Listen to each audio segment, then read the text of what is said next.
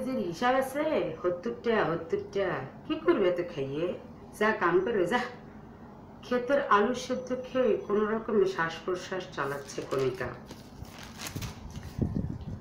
কণিকারা ওডইরা থাকে। এটি একটি গ্রাম্য শব্দ যেটাকে আমরা শহুরে ভাষায় কেয়ারটেকার বলে থাকি, যিনি দেখাশোনা করতে পারবে কিন্তু বিক্রি করতে পারবে না বা খেতে পারবে না কোনো সম্পদ। এক কথায় দেখাশোনা করার বিনিময়ে রাত্রি যাপন করা। কণিকার বাবা মানিক মিয়ার হাতে ইদানিং তেমন কোনো কাজ নেই। সে মূলত টুকটাক কাজ করেই সংসার চালাতো। কারো আঙিনার জঙ্গল সাফ করে দেওয়া, কারো মালপত্র এগিয়ে দেওয়া, গাছ কেটে দেওয়া ইত্যাদি ইত্যাদি করে জীবিকা নির্বাহ করত। লেখাপড়া না শিখলে যা হয় আর কি। জীবন তবু চালিয়ে নিতে ওরা ঠিকই, কিন্তু চালের দাম যখন 70-80 টাকা, মরিচের দাম যখন 120 টাকা, পেঁয়াজের দাম 90 টাকা, আর যে কোনো সবজির দাম চালের দামের প্রায় সমান, তখন আসলেই নাভির শ্বাস ওঠে। কণিকার মা মারা গেছে প্রায় 5 বছর। বর্তমানে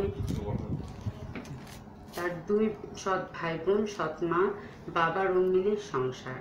মায়ের মৃত্যুর পরপরই লেখাপড়া বন্ধ হয়ে গেছে কণিকার। 3 মাসের মাথায় নতুন মায়ের আগমনে জীবনটাও বিস্ময় হয়ে উঠতে থাকে দিনকে দিন। তবু কণিকার সংগ্রাম চালিয়ে যায়। বেঁচে থাকার সংগ্রাম, টিকে থাকার সংগ্রাম। তার বয়স মোটে 11 কি 12 বছর। এই কিশোর বয়সের দুরন্তপনা ভুলে গিয়ে গৃহস্থী কাজে মন লাগায় সে। ভোরের রবি জাগার আগেই বাসিঘর ঝাড়ু দেয়, গোবর তোলে, গরু ছাগল মাঠে বাঁধে, হাঁস মুরগির খোয়ার খুলে দেয়, ওদেরকে খাওয়ায়, রান্নার কাজে মাকে সাহায্য করে। 1 বছরের ছোট ভাই সায়েমকে কোলে কোলে রাখে, কাপড় চোপড় ধোয়, থাল বাসন ধোয়, কেবল কাজ আর কাজ করে।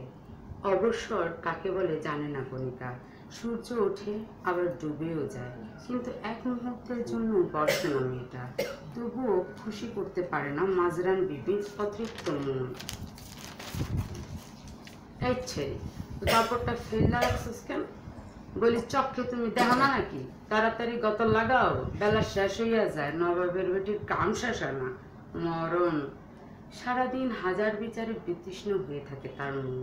অন্যদিকে 4 বছরের ছোট বোনও কম যায় না। এতটুকুন বয়সে কণিকার চুল ধরে আছড়ে ফেলে উঠানে। মানিক মিয়া দেখেও দেখতে চায় না। হাজার অভাবে মুখটা কালো করে রাখে সারাক্ষণ। প্রথম প্রথম বড় মেয়ের পক্ষ নিয়ে সংসারের সৎমার সাথে 2-4টে কথা ঝেড়ে বলতো, কিন্তু যখন থেকে মাজরান বিবি বাপের বাড়ি থেকে টাকা এনে গরু ছাগল পালতে শুরু করলো, মুখে কুলু পাটল মানিক মিয়া। 2-4 পয়সা তো আসে গরুর দুধ বেচে, তাই বা কম কিসে। 12 বছরের কণিকা সব বোঝে, সব বুঝতে হয় আসলে।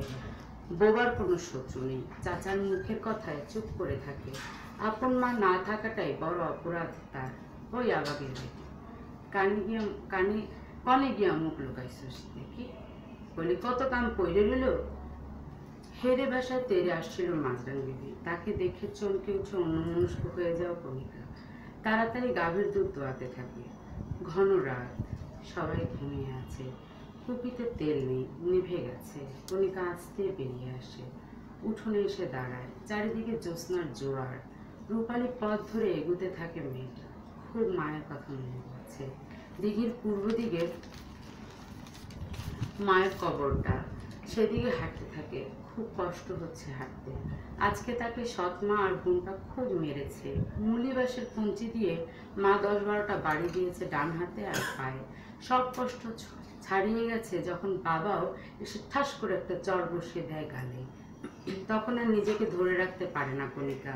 মনে পড়ে এই বাবা তাকে কাঁধে নিয়ে মেলা দেখতে নিত, চুলে তেল ঘষে দিত, আর আমার লক্ষ্মী মা বলে যে গালে বাবা আদর রেখে দিত, সেই গালে আজকে কিনা চড় মারল। অপরাধ চুরি। খুব ভোরে চুরি করে কাটা পান্তা খেয়েছিল লবণ মেখে। 4-5 দিনের ক্ষুধায় কাতর কণিকার কাছে সেই ভাত কয়টাই বেহেস্তি খাবার মান্না সালোয়া মনে হচ্ছিল। সব খায়নি, অল্প কাটে প্লেটে তুলে নিয়ে খেয়েছিল কেবল। হঠাৎ ছোট বোন সুমাইয়া দেখার সাথে সাথে মার শুরু করলো, সাথে স্বপ্ন। সব শেষে বাবাও।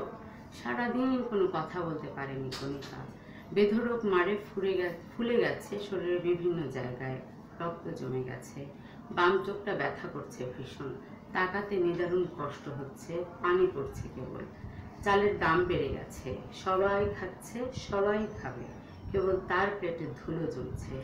মায়ের কোলে চুপটি করে মুখ লুকিয়ে যেতে ইচ্ছে করছে খুব। ওর অভাব ভাতের নয়, অভাব মূলত ভালোবাসা, স্নেহ, মায়া। মা গো, তুমি থাকলে আজ আমায় কেউ মারত না রে মা। শান্ত রাত, দেখিতে কোনো ঢেউ নেই, চাঁদের বুকে হাজারো কালিমা স্পষ্ট হয়ে ফুটে উঠেছে। কবরের কোণে জাম গাছের পাতায় কোনো বাতাস নেই। বিস্তৃত এক জালে ওড়না পেঁচানো অবস্থায় ঝুলছে 12 বছরের কণিকার দুঃখ ভারাক্রান্ত ক্লান্তিহীন শ্বাসহীন দেহটা। ওর নিচে দাগ পড়া ফুলে ওঠা ব্যথাহীন বাম চোখটা থেকে তখনও পানি ঝরছিল। ধন্যবাদ সবাই। দিনের কাব্য লেখা ছিল নতুন দিনের কাব্য, নতুন বছর উপলক্ষে লেখা। শিশুর হাতে তুলে দেব বিনয় হাসি সুখ, আজন্মকাল আলোকিত থাকবে শিশুর মুখ। শিক্ষা যেন সুশিক্ষা হয়, নতুন আলোয় হাসে, সবাই যেন নিবেদিত থাকতে ভালোবাসে।